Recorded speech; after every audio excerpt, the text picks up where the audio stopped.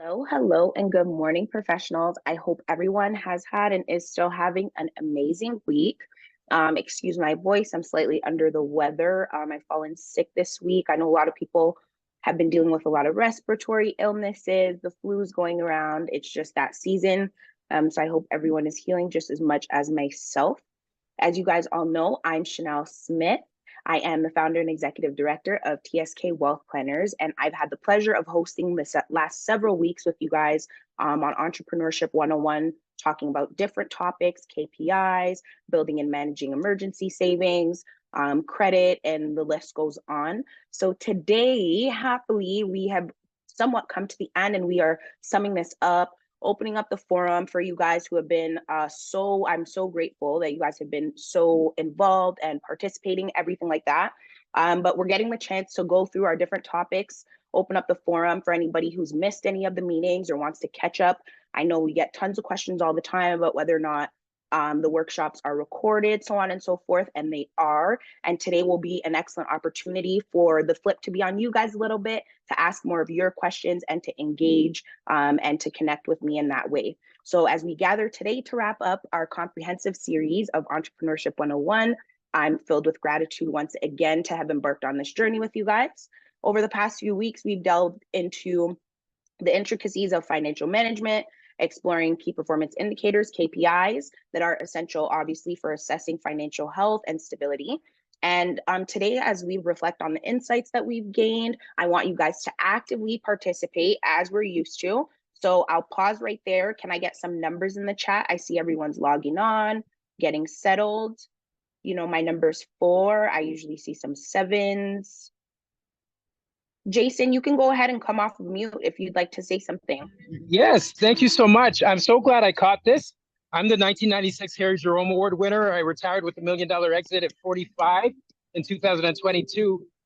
And I just wanted to make sure that you all, that I get a chance just in case something happens here and I don't get to say, I'm looking for partners. So can you please keep that in mind, that my mother is now 79 and she owns 25% of Dream Livers Club Inc. And I've been struggling to try to get Canadians to kind of like pay attention because like there's not that many founders. And I wrote my first book in grade 5 in 1988 about becoming prime minister. And I founded four companies. I set up Freedom Academy here. Glad I get to come. I'm not sure why people don't know about me, but I'm here. I literally worked at Microsoft. I have my own Microsoft now, but all the money's invested. And I just wanted to say, like, there is a scholarship winner that set up a scholarship. I sold my house twice to set up my companies at 33 and again at 45. And I don't get booked. I don't know why, but I don't have any partners, and I need to replace my mom from being CFO because she's tired and sick, literally. So I just wanted to make sure I got to speak because I have come to these things in the past, and there's so few founders, and there's no one that sold their house twice to set up Dream Livers Club Incorporated. I'm done speaking. Yeah. Thank you so much for that, Jason. And we appreciate you having confidence to come on and let the community know that you need some assistance. So I'll probably reach out to you in respect to that as well, just personally. But of course, we all heard what Jason said. So if anybody else feels as if they're equipped to be in a position to help or to partner with him, then reach out to him. Jason, if you could drop your handles too, that would be great so that I could share that with everybody. All right, dope. Okay, so let's jump in. I don't know if I saw any numbers. I still have nothing in the chat. So I want to see who's going to be participating today. Let me see your favorite number in the chat. For me, it's 4. I usually see some 1s, some 7s. There we go. Thank you, Tombra. Who else is going to be participating with me today? Thanks, Jason, for that. Okay, Tombra, you're on the hot seat first. Okay, some 4s, and thank you. Awesome. Okay, so let's dive right into things. Of course, we know that we started off with managing debt and improving debt to income ratios and these kinds of things. So let's get into that topic a little bit. Give me a second. Okay, so managing debt is almost equivalent, right? We remember using all our analogies from our previous go through as we've gone through this series. So managing debt is kind of like walking a tightrope. It requires balance and careful navigation. We remember that.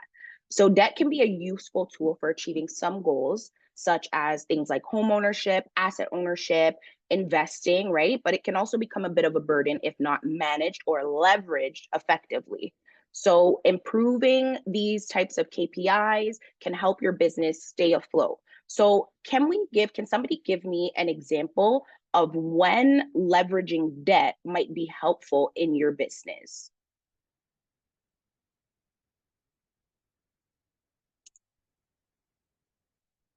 I'll give you guys a second. When could leveraging debt be helpful in your business?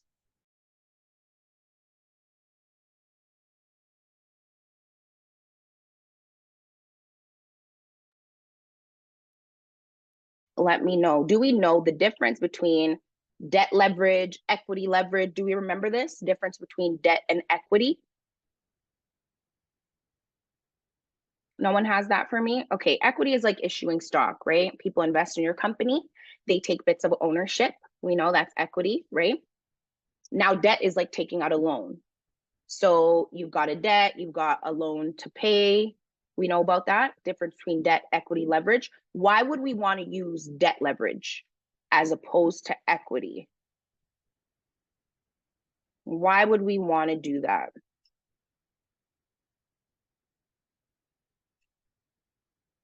Anyone? No one? Okay, we're still getting warmed up. We might want to leverage debt to not, yeah, go ahead. Go ahead. Okay, no, I was gonna say, equity, oftentimes, you're gonna give up parts of your ownership, and that could, it's a tricky situation because sometimes you just start out, and if you give up too much, you might live to regret it. And Yep. debt leveraging is using debt to cover expenses or costs, or using it to move your business forward. Mm-hmm. Yeah, agreed. The exchange of equity, thank you for that. The exchange of equity comes with giving up ownership, right? So that's what we remember. You give up equity, you allow people to come in and invest. They have a portion of your company, portion of your business, portion of whatever asset that is, whatever part, it's partnership, right?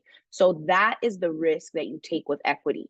Oftentimes, equity can present as extremely exactly and with exactly. So oftentimes with equity, it can present extremely lucrative because you're thinking, oh, I'm not taking out a loan, this, that, and the next, whatever the case may be. So you're safe. However, what you are trading is pieces of ownership of your company. So in the event, now, if the company doesn't do well, great. Equity, everything, investors lose, awesome. If the company ends up doing well and you want to be able to eat that entire plate, you're not going to be able to, because half of the funds or 75% of the funds that you acquired to invest in your company came from outside investors. So you owe them, right? That's the trick. When we get into debt leverage now, you've borrowed the money. So you owe back what you borrowed only. This doesn't mean that as your company becomes more successful, you owe your debtors a portion of that success, right? So I hope that makes sense to everybody. With equity, you owe your investors a portion of your success perpetually, unless they sell you back your stock. With debt, you only owe your debt back. So your company can perform well perpetually and you don't owe all of your profits to your creditors. Does that make sense to everybody? And Juliet, right, it's 50% is even, that's nice if you get a nice partner, right? Oftentimes, if angel investors, VCs can see that you're super duper low and your idea is probably not going to take off without their investment, they're good. You're looking well above 50%, right? Or several different people acquiring well above 50 to 70% of your company, right? Do we all get that? Good to go? Okay. Exactly. So Jason says, be careful not to give up 50% or more. I would advise the same. I wouldn't even go as high as 50%, because when it gets into ownership, there's so many ways to manipulate that extra little teeter totter, that I would stay 30, 40% would be your max. 40% is like very risky, right? Especially if you know that your idea is lucrative and you want to have a hand in it going forward, right? Okay. Can anyone give me an example, professionals or business owners here, of a time when you've used either debt or equity planning in your business? So either plan to acquire equity, plan to acquire debt. Tell us a time about that. And I know we have tons of business owners, tons of professionals in the call. So I know that we've all had to find ways to acquire funds. So tell me about a time that you may have had to take one of these two routes, leveraging debt or leveraging equity. Do we have a time? Oh, there's hands up. Let's come off mute. Okay, I didn't know. I was waiting politely for my hand because my hand was up. So my example is, and just on that note, I always let people know about the danger of giving up over 50% if you want to run your company, because I worked two co-ops, Microsoft and Bill Gates maintained over 50%, but the other one was Centrinity in 1998. Nobody heard of Centrinity. It was an tech company because the founder, Miles McGovern, gave up over 50% before Y2K, the year 2000. He had some agent, and they fired him. When things weren't going well, they fired him, and it's his own baby, and he got fired. So that could happen. But my example is, in the pandemic, I got let go from my software job. I went out and I borrowed. My house they were going to foreclose on the house because my tenants weren't paying. And I extended as long as I could. And I had a tenant that was dating a criminal, and he chased me down the street, threatening my life, calling me F-N-word. Second time the cops came, they treated me like I was a criminal. So I went out, I borrowed $220,000 against the property, and I renovated it, and I sold it for $1 million. Amazing. Amazing. Congratulations for that. Yeah. I mean, determination can get you there. So I guess in that sense, you'd say you leverage debt for that move. Taking out some money against the house and being able to use that situation to your advantage. That probably would have been quite a bit of a disadvantage. So yeah, that's amazing. Juliet, I see your hands up. Tell me about debt or equity time. Actually, a blessed morning, everybody. What I was getting to is your comment that you made prior to debt equity. Sometimes I was caught in a situation just recently, whereas if you're looking for investors, whether they come angel or equity, which most of them want equity, and if you have to be very careful with that, because if you find 2 or 3 of them come in, you don't realize that they're friends. And then they corner you in regards to what you're saying is with 40%. That's even too high. I would say go 30, 35%. Agreed. Yeah. So therefore, even if the other one comes in at 20% and another one comes in at another 10, they don't get that majority stakehold in your business. Agreed. Because I've seen BETs gone through that. BET owner, they literally threw him out. And the guy sits, I mean, I don't know how he didn't go mental, where he sits in his condo across from BET and watch them every day after what they did to him, and also what's his name? He passed away, John, the owner of is it Apple? He's dead. Jobs. Steve Jobs. Yeah, Steve Jobs. They did the same thing to him as well. Yeah. So we have to take those incidents and mark our own. So therefore, going forward, no matter how much you need money, take a time back and ascertain or penetrate what you're doing, because trust me, people are vicious when it comes on to taking over your company, especially if they see it very lucrative. Yep. Yes, they will do that. So Agreed. I myself, with what I'm doing, I have to be so mindful and careful. The other day, I just got somebody that wants to do equity, and I'm like, and then they said, well, I want 50%. I said, well, I guess I'm gonna just have to be more patient. Wait, because I'm not giving you 50%. 50%. Yeah, no. And on top of that, he wasn't even bringing in half of what I was looking for. but the Mhm. demand was there because they So need, high. Yeah. they need the funds. So Yeah. I'm just for all the entrepreneurs on board, I'm just saying, just be careful. Yeah. Agreed. Agreed. Yeah. Thank you for that, Juliet. I strongly agree with that statement. It was well said. It's definitely something I urge. There's a lot of newer concepts in business, or they're not even new. They just resurface, right? They recycle. And then media has a really big influence on this and what we think is popular or important at the time. VCs, angel, like equity, all these things like that seem popular and seem all cool and everything. Like, oh, if you have this, then you're great. Like, it's not true. Your best bet as the average person starting a business is to incorporate and then take on debt leverage. That any business owner I know that needs like high capital, you're getting into tech, these kinds of things, and if further possible, and you can start right out the gate with grant funding, even better. But my greatest advice would always be separate entity debt leverage all the time, because then no matter how your ideas change, shift, whatever else you want to do, you owe that money back independent of whatever your business is or how well your business is doing or not doing or whatever the case may be, right? And then you also have a little bit of creditor protection in the sense that it's not you. So if it doesn't go well, you can go through the appropriate ramifications to show that this was a business endeavor that maybe failed or was unsuccessful, as opposed to it coming down on you personally. So hopefully that makes sense. Tombra, you can go ahead too. I see your hands up.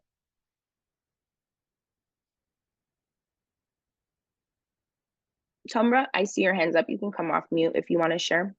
Hi, good morning, everyone. I was gonna say along the lines of like using like line of credits or like credit cards, you know, say for example, if you want to like start up a shop, rather than, you know, using that money or the company's funds, you can avail of like line of credits and use that, like, you know, pay it off over like a certain time. I don't know if that would count as it under like leverage and debt. So Yeah, rather than using definitely. your own money. Yeah, definitely. Line of credit is definitely debt leverage. It's a revolving category of credit, meaning that like it's open, so you can take from it, put it on, take from it, put it on. But yeah, it's definitely debt leverage. It's good. Credit cards are not good to use unless you're getting good interest rates. But there are really good business credit cards that operate with rates that are just as friendly as lines of credits. But it's something that you want to pay attention to. Like, obviously, we're all experts in different fields. So sometimes we go for these products and we don't know about them. So then we don't know what to ask, what to look for, so on and so forth. Main thing I would tell anybody, like, pay attention to interest rates. If you know nothing else, pay attention to interest rates. What's the rate I'm getting on this? Is that the best rate you can do? I don't think in this last 9 series, but previous series that we've had before, with Safari Billy and Shaq Hall on, I remember mentioning to people that you can negotiate with the bank. If I didn't study finance, I wouldn't have known that. I would have thought like what they tell you, like the rates they offer you and stuff, is like that's the best they can do. It's not. They have like a huge margin there. Those most don't get fed. I didn't know that either. Yeah. So you gotta always ask questions, ask if that's the best possible that they could do. Even, you know, I mean, I won't tell anybody to lie, but embellish and, you know, did you speak to RBC the day before, and did RBC offer you a lower rate, right? Like those kind of things, you got to know how to negotiate.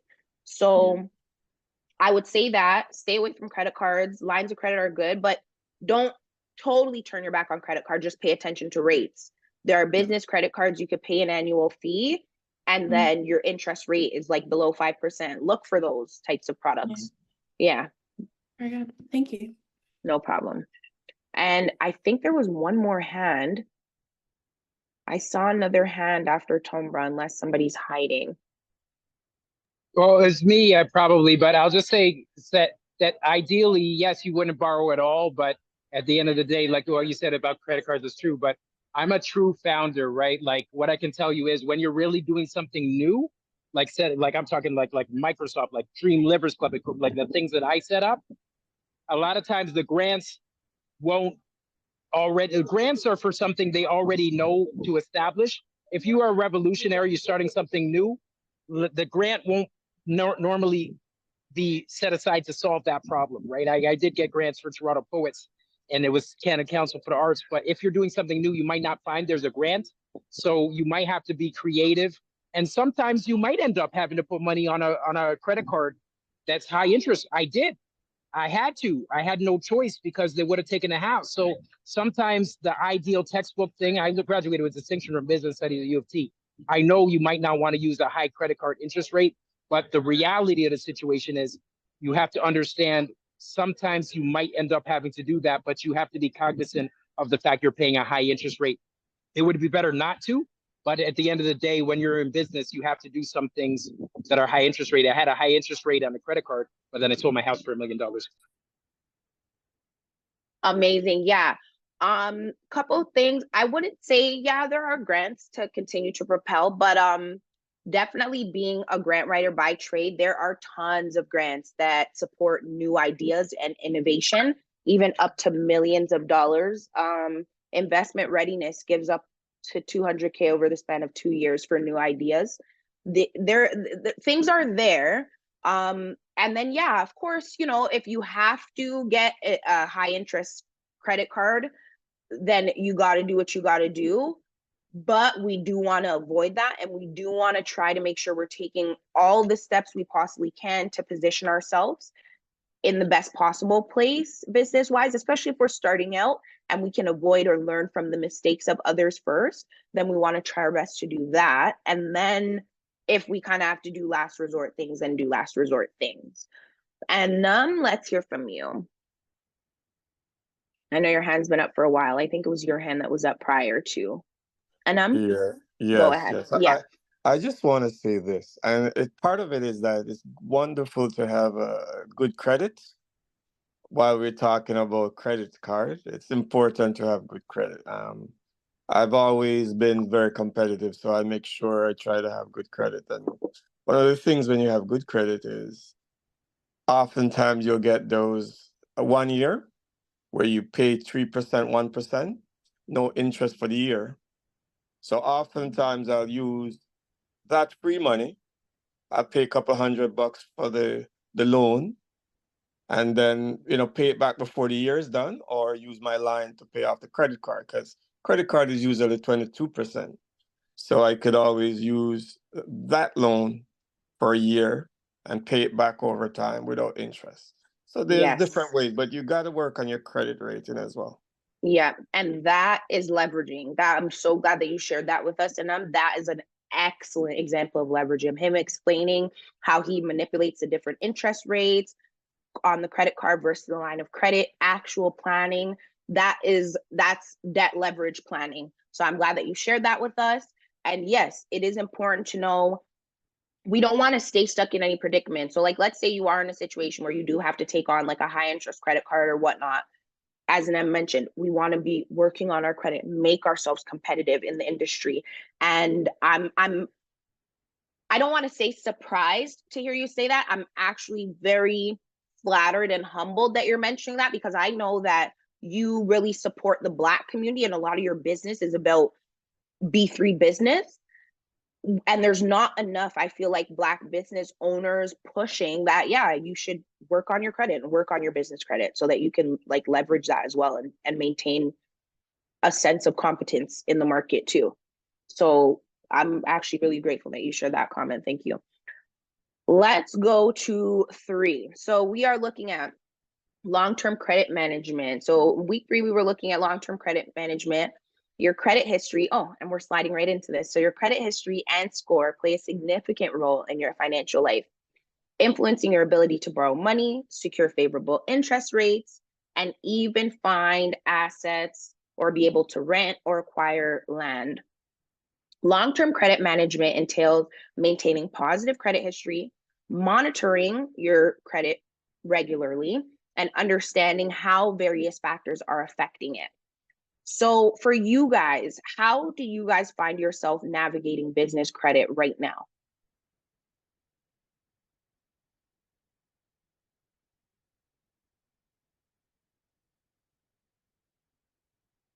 All right, can I? Yeah, go ahead, Jason.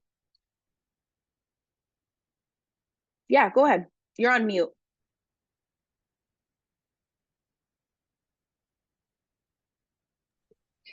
Okay, yeah, sorry. So I actually haven't done as well getting those loans, and that's why I made that comment. But now I feel bad. It's like, No, look, don't feel bad. because look, I had to renovate my house and sell my house to fund my business, but I'm living the dream. I'm the president of Dream Livers Club Inc. Most of the people that I'm saying, I've read a lot about entrepreneurs.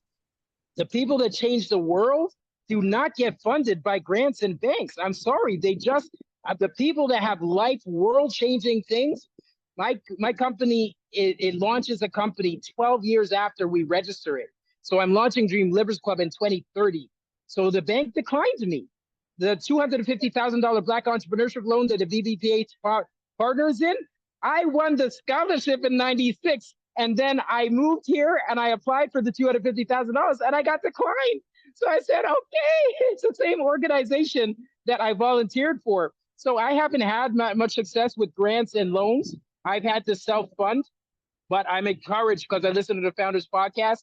The entrepreneurs throughout history that have done world-changing things are not funded in general. Like I'm talking about Bill Gates and them. In general, most of them are not funded by grants, and banks don't take a lot of risk. So I applied to the bank, right? Even with my house, when I applied for a loan from the bank, they would not give me a loan for the business in the pandemic. So I had to renovate the house and sell it. I had to, because otherwise they would have taken it. So banks are very conservative. So I think that unless it's property or conventional business, if you're doing something like on the internet or something, they don't like to take a lot of risk. And I will talk to you after, because maybe you could help me find the right fund, because I didn't find a grant or our loan that I was able to get. And I'm living the business. I am doing it and it's built. But I found that they were very conservative in general, the banks and also the associations. And they look at your credit conservatively, and they don't even know how to assess a world-changing type of innovative business idea, because at the end of the day, they're employees just like us.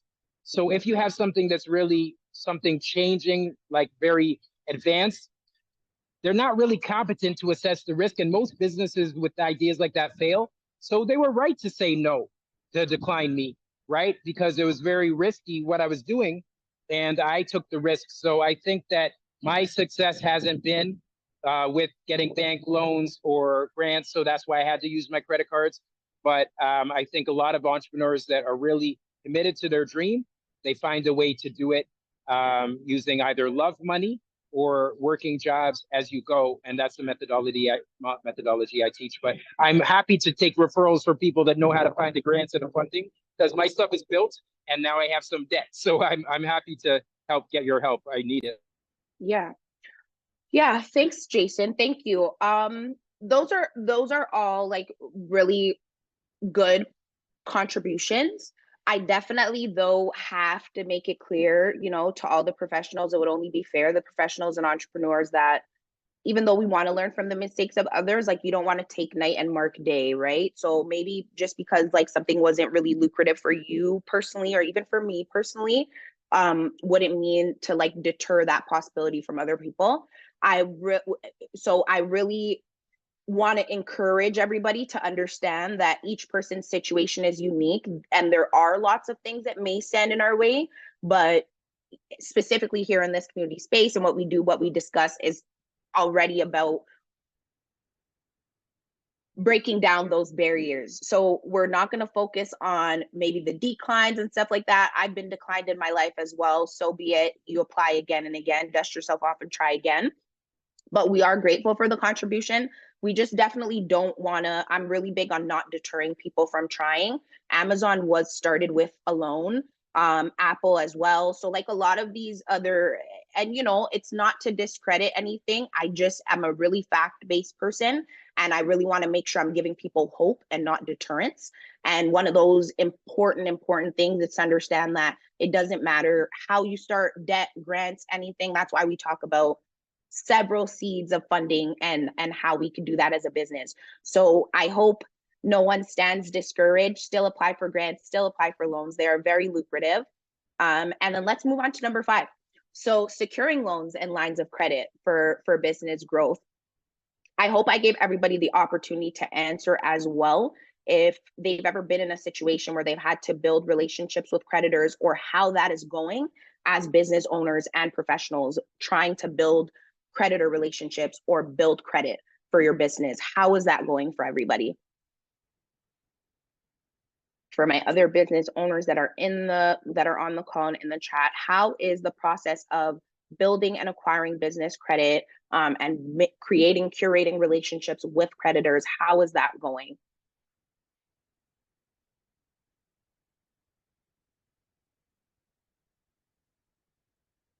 Juliet says good. Okay. And you can let me know if you want to share anything about that, Juliet. You guys can let me know. Could be in the chat, could be through word of mouth. This would be the opportunity to ask those questions about building relationships with creditors, with the banks, with institutions that you're attempting to acquire funding from. Yeah, go ahead, Juliet.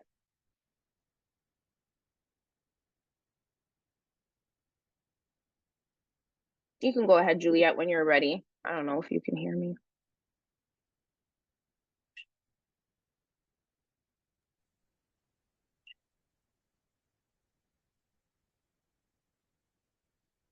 It won't allow you. Can we allow Juliet? Yeah, okay. no, it's Awesome. So I've shared this before in regards to getting credit started within the business, especially when you're a startup.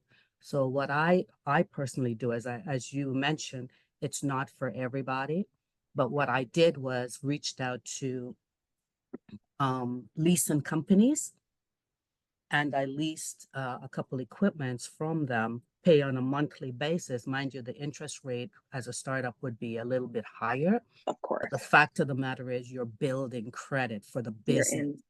Exactly. You understand? So, Exactly. I mean, we paid it off with stellar time, 3 years. And now, because of that, I went and I wanted a computer, and it was a breeze just to get it because we developed such a good credit history with them. Yeah.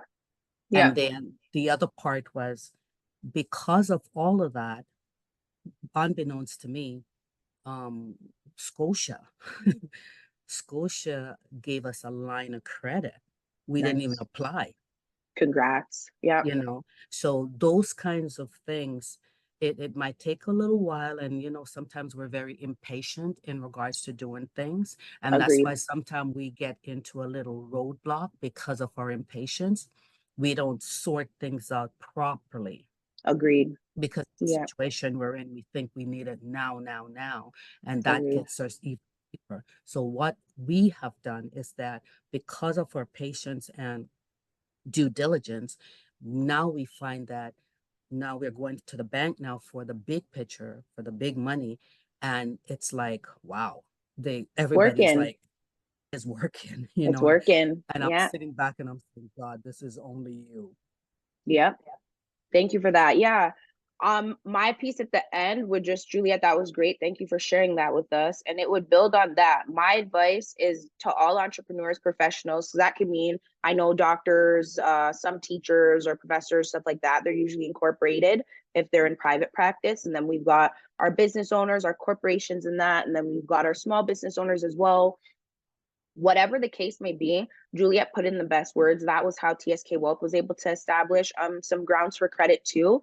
And it was a lot of roadblocks, right? Like, I'm a young Black female. I'm pretty urban looking, whatever that means. So there's a lot of judgment, right? When you're attempting to create those Wall Street relationships, all the judgment comes first. Then you have to overcome that as well. Once you overcome that, then you're also kind of proving yourself and so on and so forth. But I try not to also only make it about race. Everyone's going to have a battle, right? There's prejudice from all angles, including mine. So with that being said, you want to attack an institution that has something that you want. Don't look and say, oh, okay, I'm trying to build good credit. Like, let me just go to the bank. We need to get a credit card and then so on. It doesn't really go in that order, right? A lot of the things that you might, I'm glad Juliet brought up leasing equipment, the things that you might need for your business that you might have to lease or finance through other companies, those companies are taking that money from banks. So I've been in a similar position as Juliet, and I've had to lease something for my business. And when I did that, they actually went through CIBC. Then we found out CIBC is one of the hardest banks to get financing through to begin with.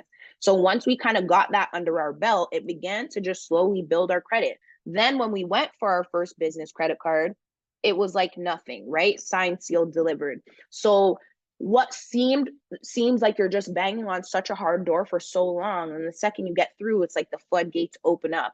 But that's my main advice for professionals and entrepreneurs attempting to build business credit, is you want to narrow it down, right? I'm sure we all have our innovative times, our innovative moments. They say like a dream is just a dream until it's written down, until it's turned into action, until it's realized. When you're at home, you're in your innovative space and you're planning, think about specifically what your business needs, some items that your business needs. Think about those things, write them down, then start to look and see, like, are there companies that offer financing for these items? Like, it should be capital items, not small little pen, pencil, stationary things, right? Maybe equipment, materials, whatever it is, laptops, tech. See if there's somewhere you can finance this from. Attempt to do that, start your credit there. Any sort of leasing, financing, payment plans, those kind of things are typically the gateway to you developing or starting to create business credit, and thus a relationship with creditors, funders, so on and so forth, right? And even just that resume, that financial resume, because then you could go to maybe like a private lender or something and be like, hey, I've had loans from here, here, and here. I'm good with CIBC, TD, but I just need these kind of funds and I don't want to take it from there. Can you do this, right? So it's a resume as well. Hopefully that makes sense to everybody. Yes. Okay. So Tombra said, I got approved for a line of credit without even applying. And the gentleman from BMO who processed it stated that people who don't even apply get approved for the amount that I was offered. Right. So these are things that it's that idea of like what overnight success looks like. It's really not overnight, right? You've been working for the last 5 years, but then it's overnight that something happens. It's that idea of head down, put in the work, do the due diligence, and then start the journey. And it's not one of those things you're going to get a blueprint on. I think that was even my struggle in business and developing business credit, was I was kind of like, okay, where are all the people who know how to do this? There's no such thing, right? So we know that, we remember that. And then before I close out, number 4 there, is there any more questions? Creditors, building relationships, anything like that? Jason, you want to ask me your question privately, or is it going to be quick? Let's go quick. Go, come off mute.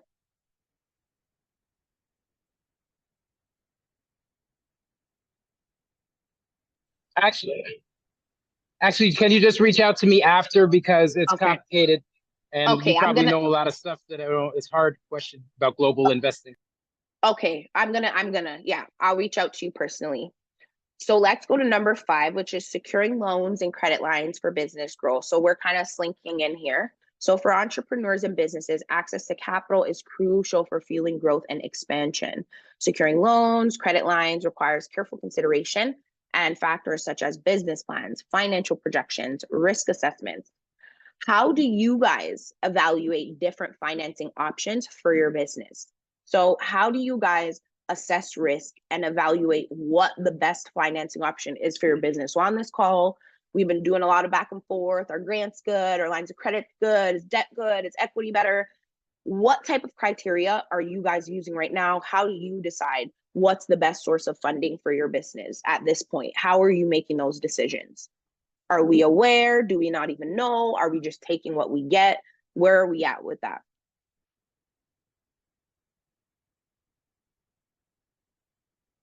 Yeah, Juliet, go ahead for me.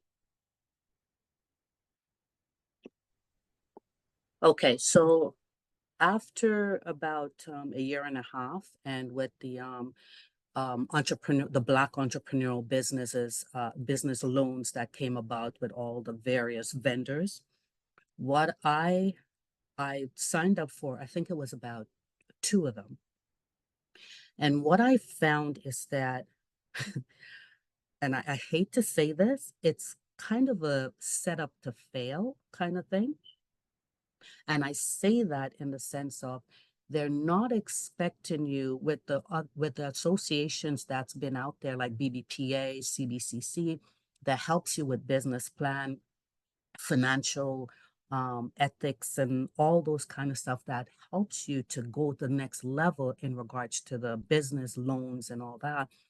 They're not really expecting you to go the distance. And what I did when I applied, I met all their criteria. Like when I tell you, I was on the ball with everything. And next thing I know,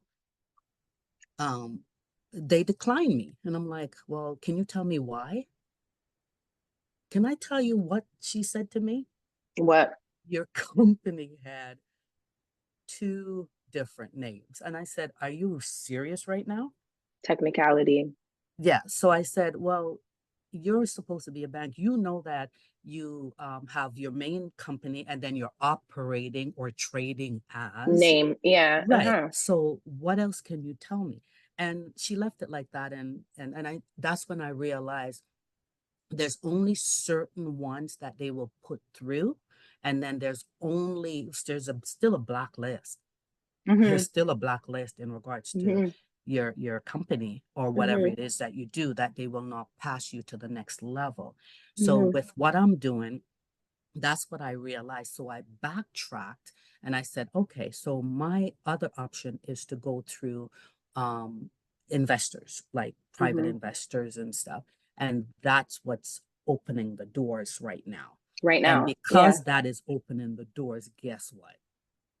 Now the banks are seeing and saying, oh, I want in now. Exactly. Of course. Yeah. So did you end up going back? So after you found out about the technicality, did you end up following up on that? And yeah, I did. I okay. ended up following up for about I'd say about a month, and then I was just getting the runaround. So I just so I said, you know what, forget this. This is not worth my time. So, and the thing is, it's a learning experience. Of course. So I took that as thank you that this happened, so I know what to do Going forward for the next 4. Yes.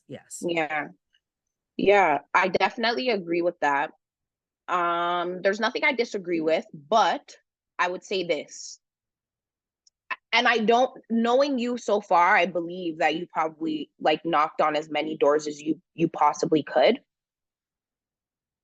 My only way in, just because I've also faced like a lot of shut doors like that myself, and you don't have to, because at the end of the day, you have a business to run and you're good at what you do. So if other people see that value, you don't need to sit around where they don't see that value. The other flip side of it is that, and even for myself, sometimes I'm tasked with this burden that I can't just leave that there unfixed, if that makes sense, right? So there are battles that sometimes I fight at the banks, or I fight with institutions, or I might get a hold of CP24 and kind of threaten them a little bit, you know, about their conduct and that kind of stuff. When it comes to those type of things, a technicality or kind of blackballing certain companies or you know, companies that are led by certain people in that sense. Because what I realize is, if we always, and it's not running away, but if we always turn away and say, you know what, forget you, I know how to get this on my own, we sometimes leave that hurdle there for the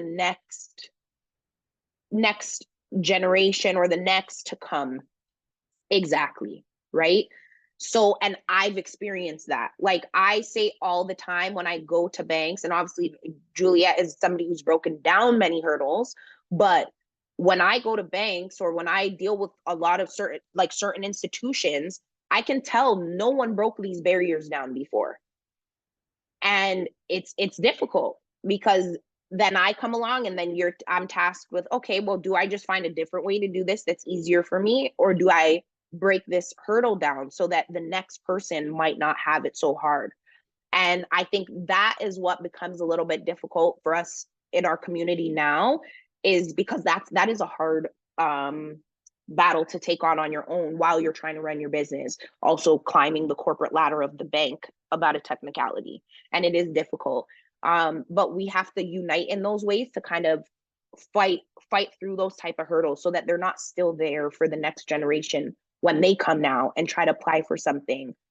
or whatever the case, funding or whatever the case may be. Anam, go ahead. Anam, you can go ahead and come off mute.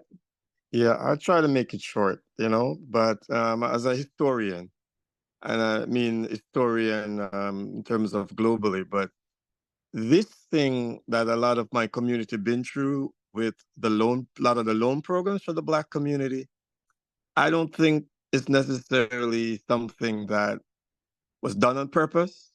I think in a juncture, a lot of Black agencies, coalition, faith coalition, they came together. And I think the only thing I would advise them is for them to bring the Black business community together before they would get money to distribute. Because a lot of times they didn't have the power, even though they were telling people you can get the loan. But when the bank gets involved, or the BDC, the Development Canada Bank, other people had also a hand in it. So if I were to advise all of these organizations, when they collect money, they communicate with businesses to make sure that our businesses get in. And that's why I've been attending for 3 years these sessions, right? Because you have the Canadian Black Chamber of Commerce, you have Black Advisory Council, you have so many organizations. And I'm not the one ever going to come on back, because I also realized this also was a learning experience. And I hope next time we go for money like that, we bring Black entrepreneurs to the table to not just have, presidents and CEOs and different organizations, but bring the business people there. So we'll beat those obstacles before it happens. But I do appreciate that they tried. I so strongly agree with you, Anam. That was, I didn't want to be too aggressive in my wording either. So we're on the same wavelength there. I agree. And I see Jason's kind of saying the same thing in the comments here. And a lot of us more passionate and really determined entrepreneurs, like the ones in this chat right now, as we continue to refer to, that we will go the extra mile, right? And for us, we want to see that unity and that it's almost like if you've ever heard of the bystander is just as bad as the bully.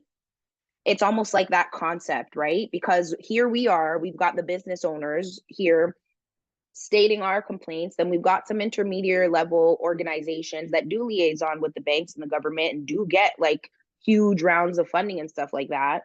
And then we've got the government and the banks up here, and this middle intermediary is not doing a good job of making liaison between the funding sources and the businesses, even though the efforts being put in and, top down. So I get that. And I definitely agree. I think we've come a long way, but I do agree that we can do better in terms of uniting. And it's almost like that idea of the town hall. Like, we want to keep the dollar Black, which means we can't just do things for the community and then go back and provide funding and provide resources for free. We want to definitely make sure that we're connecting with those intermediate level institutions and seeing how they can contribute as well to the success of our business, and putting pressure on them to make sure that they're supporting Black businesses so that Black businesses can thrive and be supported globally as well, right? And we're not in a position where we're stuck in kind of begging for funding type of thing. So I agree with that 100%. But as I said, it comes back down to us putting the pressure back on ourselves and back into our community and back into taking accountability as to how we can team up. There's small things, small movements. I started a mastermind group through TSK Wealth called Noir, which is for, aspiring entrepreneurs, part of the BIPOC community. And it's to navigate that idea that even here from the community chat, we talk about funding, crediting. When someone like Juliet is feeling, like she's not being heard, things are unfair, we can team up. The community can team up. We can, approach these institutions as business owners, as a strong front. Imagine 5 business owners in the GTA contacting a bank or contacting a funding institution, reaching out or setting up a meeting and saying, hey, listen, these are our issues. We're all separate entrepreneurs. We've all tried this with this institution or another. Why none of us have like, if you do stuff like that, it's like class action. So we do need to come together more often and be real about confronting these issues and about the solutions that we want, right? Definitely. So let's go week 6. So we had introduction to financial basics for entrepreneurs. And entrepreneurs must possess a solid understanding of financial fundamentals to navigate the complexities of business ownership successfully. So financial basics include concepts such as budgeting, cash flow management, financial statement analysis, and tax planning. So what financial challenges have you encountered as an entrepreneur, and how have you addressed them? So that includes things like budgeting, cash flow management, financial statement analysis, and tax planning. Have we engaged in these things as business owners? Budgeting, cash flow management, do we tax plan? Tell me a little bit about that. How has it been introducing financial fundamentals into your business? Are you tax planning? Are you budgeting? Are you managing cash flow?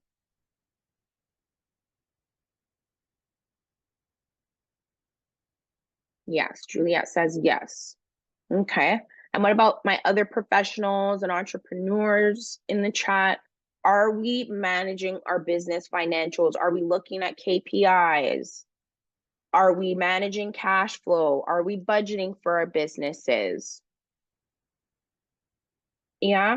Okay. So I'm going to look at these 4 pillars. So first, we're going to look at budgeting. We know that budgeting is essential. We looked at budgeting before as kind of like the lifeblood of the business, right? You constantly want to know where the money's going, what's happening with it.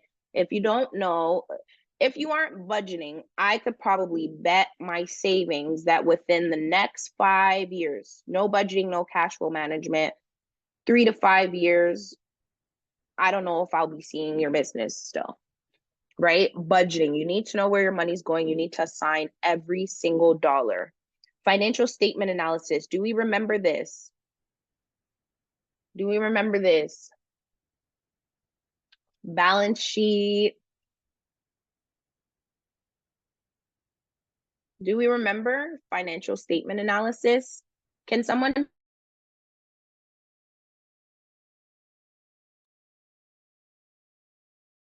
Yeah, we remember financial statement analysis. I do. I find the hardest thing. Mentors are coming for me. Okay. Can someone tell me about the balance sheet? You can come off mute. You can type it. What is the balance sheet for?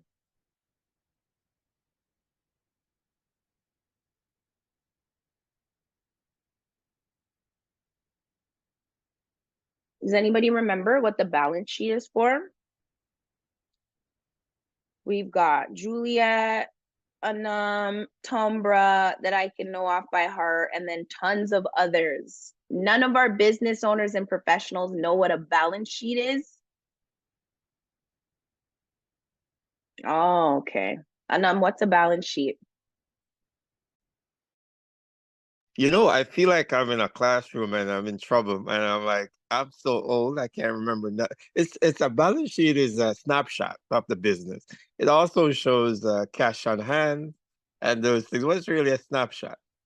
And I'm gonna come off mute now, my teacher. I'm nervous. Good. That's good. That's a good feeling. If I create that feeling, that's a good feeling because it means you'll retain, everybody's going to retain the information. So yes, the number's right. Thank you. It's a snapshot, right? Assets, liabilities, one versus the other, what is owned, what is owed. And then where do we get to see expenses, revenue? Oh, thank you, Bernadette. Allows you to see your assets, liabilities, and owner's equity. Bernadette cannot unmute. Can we take the permissions off for people not to be able to come off mute? Thank you, Bernadette. Yeah, I want everybody to be able to talk if they want to talk. Okay, and then where do we see expenses and revenue? Income statement. Thank you. Okay, good. All is not lost on me. So we talked a lot about balance sheet, income statement, right? So income statement, we're seeing expenses and revenue. What are expenses? Expenses are the things that cost us, stuff we got to pay, bills, usually recurring things. Go ahead. Is somebody coming off mute there? Somebody sharing? Okay, maybe just an accident. Yeah, so we get a chance to look at basically our income, our outflow, right? And then we have the balance sheet that gives us, as we call it, our snapshot, assets versus liabilities. This is what you got left over afterwards, equity, these kind of things. Okay. Does everybody understand how to look at those kind of statements and be able to evaluate how their company is doing? Am I doing well? Am I not doing so well? Everyone's comfortable looking at those statements? I think we did a good job that week too. Yeah. Okay, sounds good. Following that, we went into cash flow and risk assessment. So this is where things kind of heated up and got pretty interesting. These last few weeks have been my favorite. So we got into cash flow management and risk assessment, and they are critical components of effective financial planning and management. So cash flow refers to the movement of the money in and out of your accounts. So maintaining a positive cash flow, obviously, it's essential to ensuring liquidity and solvency security within your company. And then risk assessment involves identifying and mitigating potential financial risks that could impact your personal or business finances, right? And then obviously thus affect your business, your company. How do you guys forecast and monitor your cash flow so that you can make sure you have some liquidity? How do you guys control the cash flow in your business? What's your method? I guess the two things that come to my mind is either you're upping your income, you're upping your revenue. So probably you undergo some sort of mania to be able to increase sales.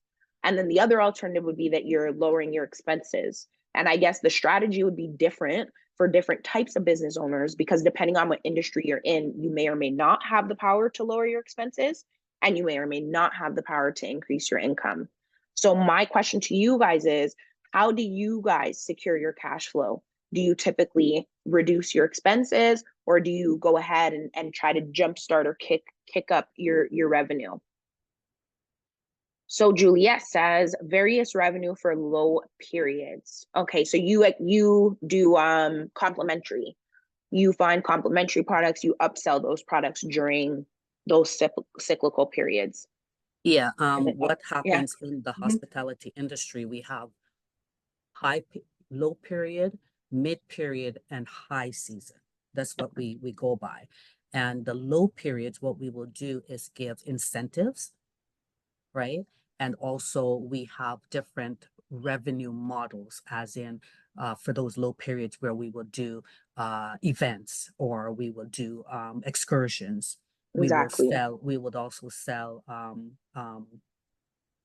different things in regards to the hotel for the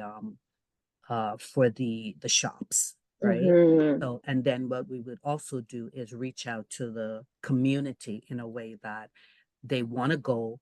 Let's say they want to book an event, but because someone gave them a different price to what we give them, we can match or go lower Than that. than that. There you go. To So retain the that business. exactly. Yeah. And the services that we give is far superior to what, because we listen to what they say. Well, I didn't like this, I didn't like that. So we up our game in regards to those services. Directly. Yeah, Yes. smart. Take everything. Yeah, I love that. It's a good strategy. And then Tumbra said finding another stream of income and reducing, exactly the same two things. Like those are the main two things, right? You want to manage your cash flow, and you want the how to. Those are just the two things to think of. Either you're increasing your income or you're reducing your expenses, and you have to really evaluate. Juliet clearly has a really good, as we've seen in weeks and weeks, a really good handle on her industry. So you want to, and that's the importance of doing things like industry analysis. I mean, that's why I was so diligent when we went through that process of company analysis and industry analysis. Businesses are similar to human beings. You perform better the more that you know yourself. So the more analysis we can apply to our businesses, meaning our businesses industry, which is macro analysis, and then our companies as themselves, which is micro analysis, then the better we can make these types of decisions. So yes, it's true you can do both, but focus is always better than distraction, right? You want to know what the best thing is for you. So even if you're going to do both, you still want to know what the best thing is for your company. So if we've done good company analysis, good industry analysis, we should have a pretty good go around of SWOT. And SWOT we'll go over as well in our next segment too. We'll be talking about that kind of stuff. fun stuff. So SWOT will give you an idea, right, of your strengths, weaknesses, opportunities, and threats. And that gives us an indication of, okay, so is it a better idea for us to try to increase our income, or is the income not too bad, but it looks like things are getting expensive, or is there something we can lower? Maybe in the winter, there's a certain product we don't really have to buy, these kind of things, right?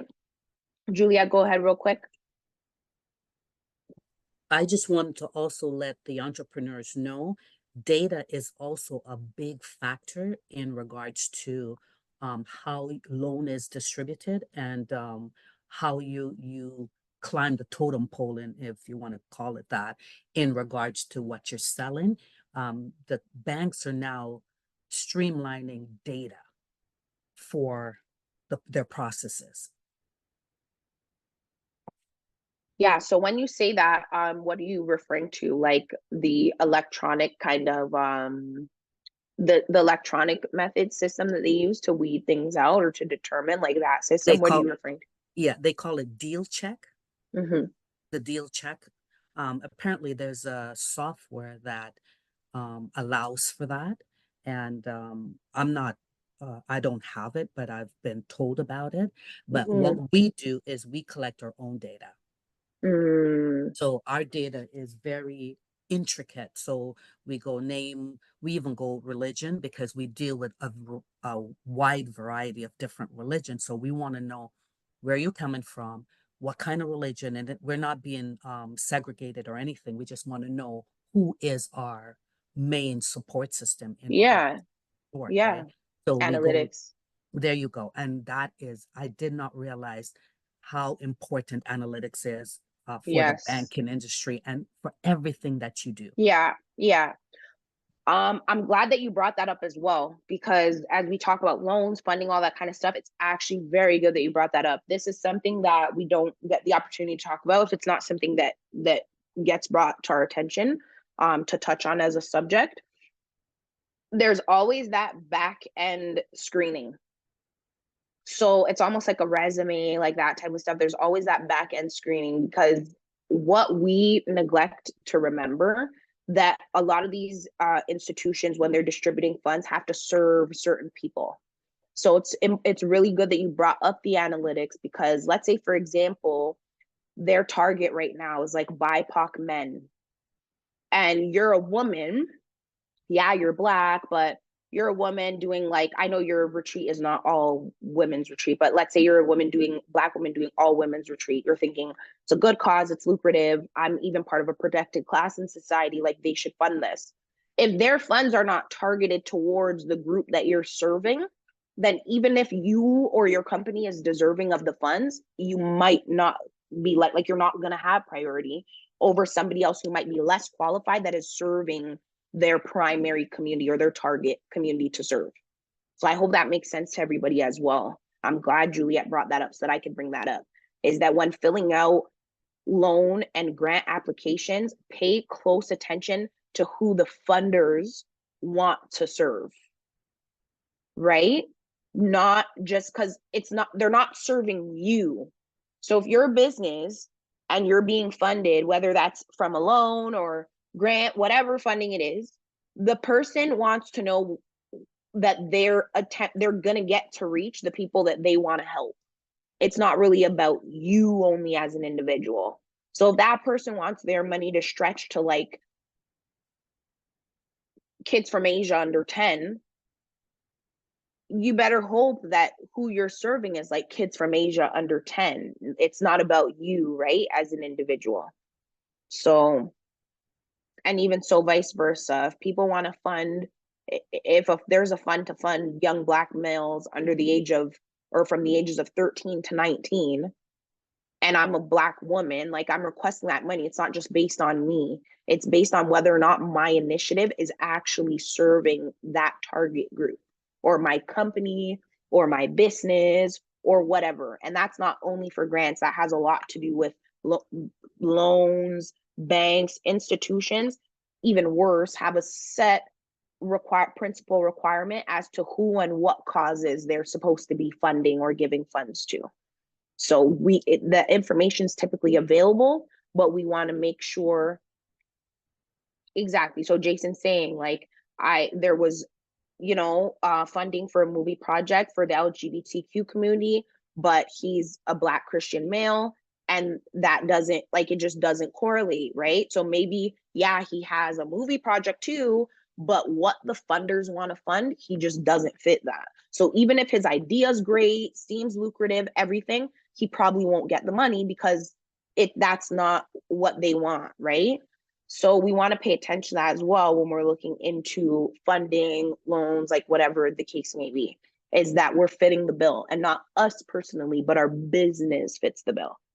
So hopefully that makes sense.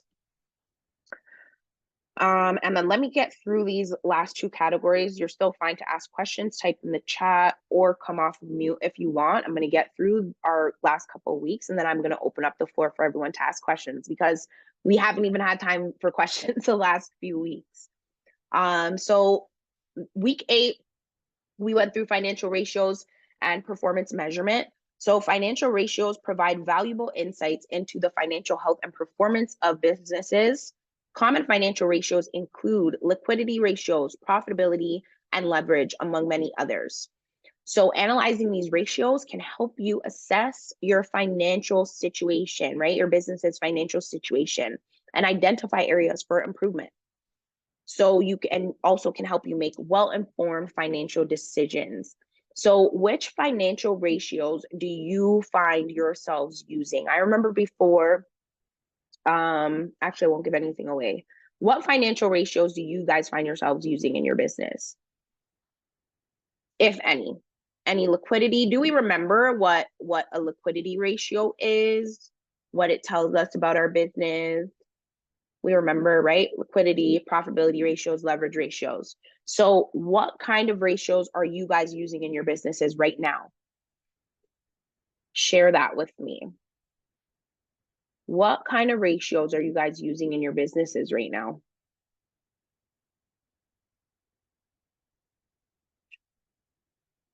Let me know. Are we using financial ratios? Are we analyzing using KPIs? Okay, so one of the common ones was live plan. Okay. One of the common ones is the quick ratio, right? So debt to assets. Are we familiar with the quick ratio?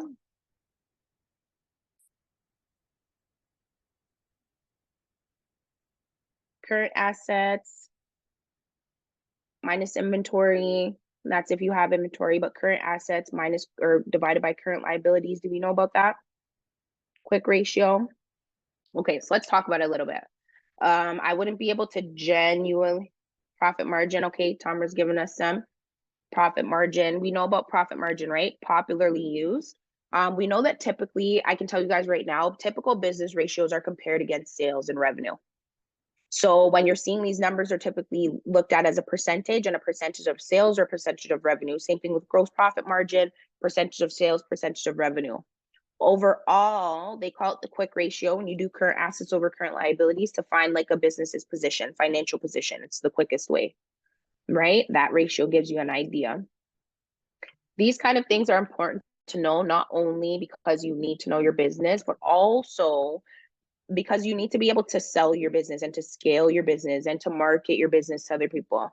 And one of the most important things I spoke about this week was just understanding that when you have this information, it's at the tip of your tongue. It serves a lot more purpose than being able to go and refer to it in a book or something of that sort, right? You want to make sure that some of this information is information you know about your company, especially for my guys that are in here that are in the tech space. We had someone, Andrew, he was great. He was with us for those couple of weeks as well, and a great participant and contributor. For my guys or even my females that are in the tech space, you want these ratios at the tip of your tongue. A lot of people who are looking to invest in like tech, media, a lot of these newer things that are coming up right now, the numbers matter to them, right?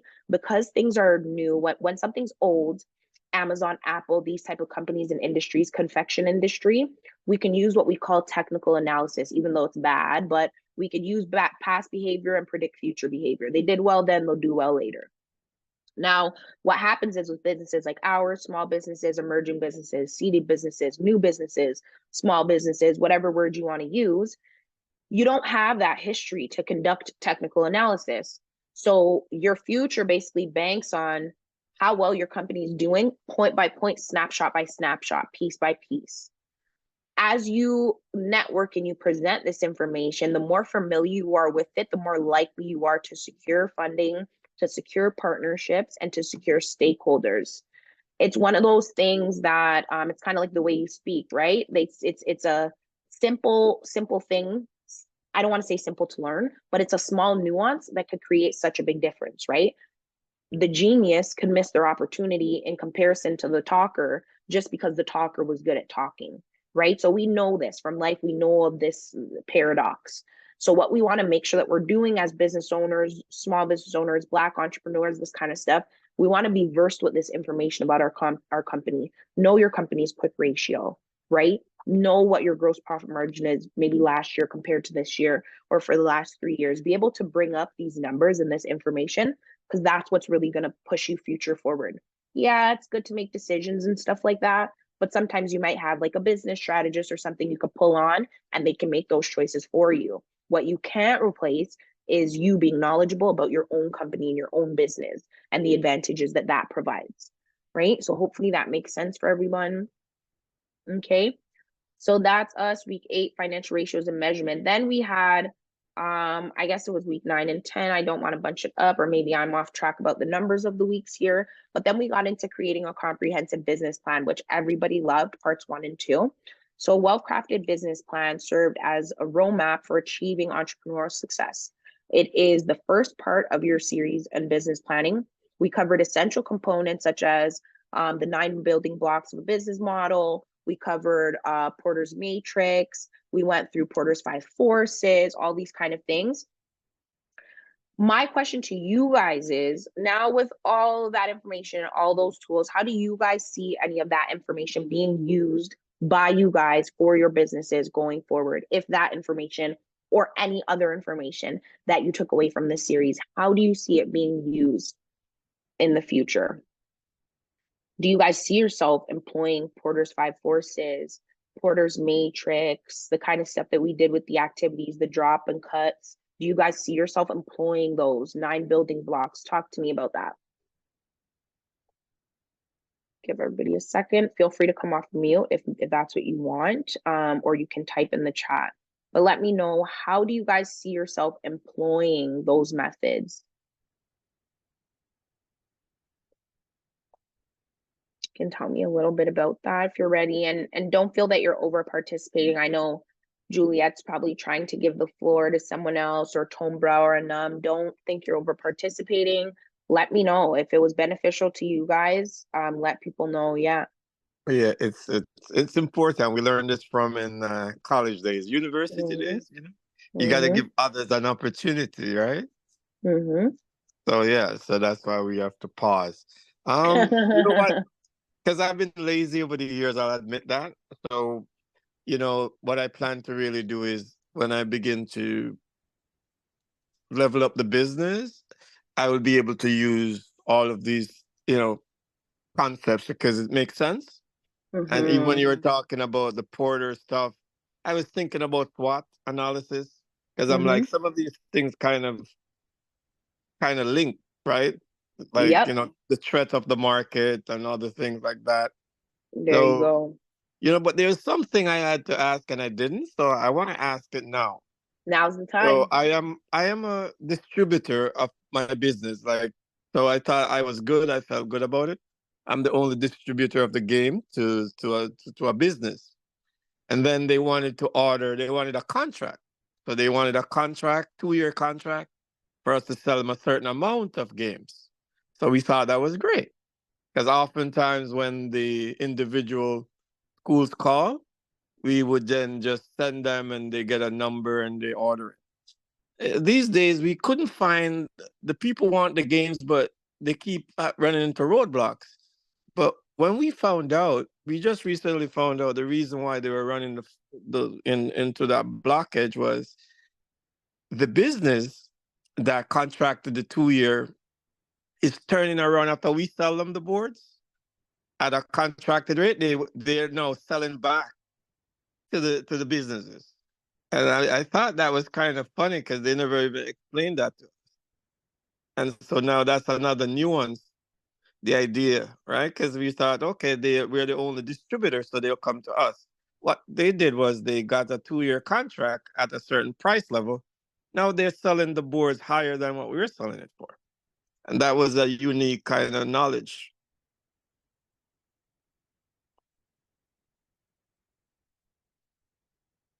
Are you mutified? And thank you for that. I would tell you to look at it as a positive thing. That would be because it's almost, you ever heard, some people say like imitation isn't really flattery type of thing. Like sometimes you just don't want to be copied, like you don't want your idea taken and stuff. But at the same time, it's almost beautiful, right? Like you've done something so great that these people have tried so hard to create a secondary market for something you sell. And another thing that came to mind is what I notice when people even want, let's say, like I do services, right? Is that typically if they are going to redistribute the service or if they're like a liaison or a third party, most people would ask for a deal and then go to redistribute your product. There's a slight even business like salute that I give for the fact that they negotiated a deal with you, adhered to that, and then did their bit, like did what they want to do, like if they want to upsell the product or not. Now, if that's something you don't want to allow, like integrity wise, you just want to be the sole distributor, I could also respect that. However, do a SWOT about this, like this concept, and think like, let me see what the threats are of allowing companies to do this now, because if we've opened up the gateway for that, what that could be. But what are the opportunities as well? And how can I protect myself? I don't know if you have like your patents and all that kind of stuff down right now, but this might be an opportunity for all of that stuff. And then there might be even a external way for you to even have a bit of that and get into some of that profit when companies are doing that as well, if you allow for them to do that. But that would be my perception, is I would, and I understand you're upset, I do, but I would look at it, try to see it as almost like a compliment. Yeah. No, it's good. It's just I didn't know. And it's always Exactly, yeah. when you did know, but I'm wondering why these schools, because I don't do school by school, I do the entire board. Yeah. And then the schools would call. Now I know. So now that I know, but there's many different ways in my business. As I said, it's DEI. So the games is not a patented product, but I do other sessions around it. So I teach the games as well. So I'm a master trainer. Okay. So yeah, plus, so I was just going board by board as I developed the distribution channel in Africa. But yeah, so it's not a bad thing. I like the fact that I could count on those funds, because those funds, like when it comes from there, it is guaranteed. Just a matter of when they will pay it. Exactly. Just a matter of when. No, yeah. I think and like you said, right, you're a master, like these kind of things, I would definitely, obviously we can talk, but I would definitely protect the intellectual property of it all. Because as you continue, like this is probably like a really big, like a bigger stepping stone than you would think. Like sometimes it's like a small thing and then it's exponential. Like this company maybe just doing that small thing that they're reselling the product now, like it might be exponential. And that's my only concern, is that a lot of what you offer is like deeper than just the product itself, your lessons, the history that you're providing, and the empowerment. And that's the only reason I would say is that the main thing I would look into is protecting yourself intellectually, like your intellectual property.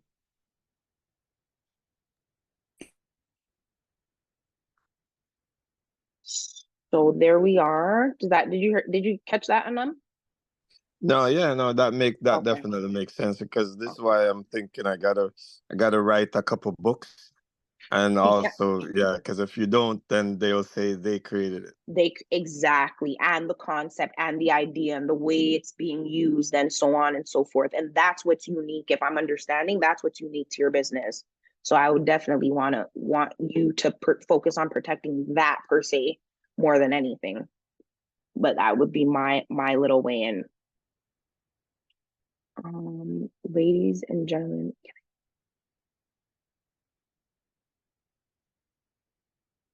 Okay.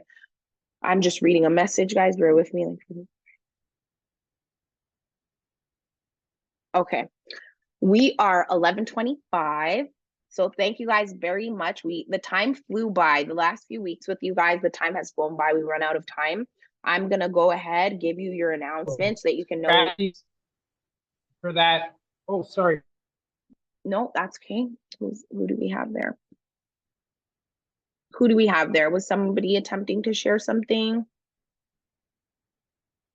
Yeah, I just wanted to say that there are cheap ways to protect your intellectual property, like buying domains, so you don't always have to pay a lawyer or try to. A lot of times people get stuck; they don't act on their idea because they're scared people will steal it. But there are affordable ways. You have to be actioning your ideas. Just want to encourage everybody not to take your ideas to the grave because you're afraid somebody will steal it. Lyft copied Uber legally, but Uber is still making Uber amounts of money. Yeah. Awesome. Thank you so much. And thanks, Jason, for all your contributions today.